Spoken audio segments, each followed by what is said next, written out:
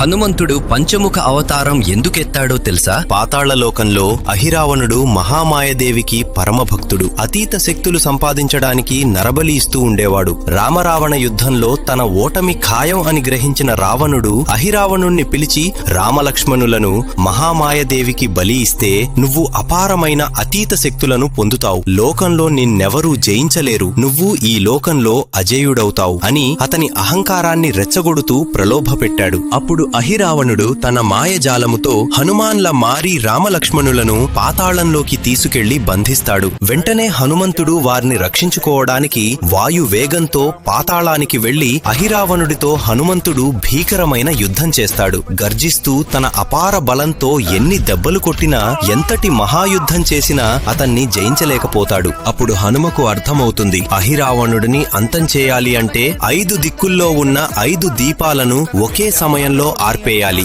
లేదంటే అతని మరణం అసాధ్యమని. వెంటనే హనుమ తన శక్తులతో హనుమాన్, హైగ్రీవ, నరసింహ, గరుడ మరియు వరాహముఖాలతో కూడుకున్న శ్రీ పంచముఖ హనుమంతునిల అవతరించి వాయువేగంతో 5 దిక్కుల్లో ఉన్న 5 దీపాలను ఏకకాలంలో ఆర్పివేసి అహిరావణుడిని సంహరించి రామలక్ష్మణులని కాపాడుతాడు. హనుమంతుడు అంటే మీకిష్టం ఉంటే జై బజరంగబలి అని కామెంట్ చేయండి. జై బజరంగబలి.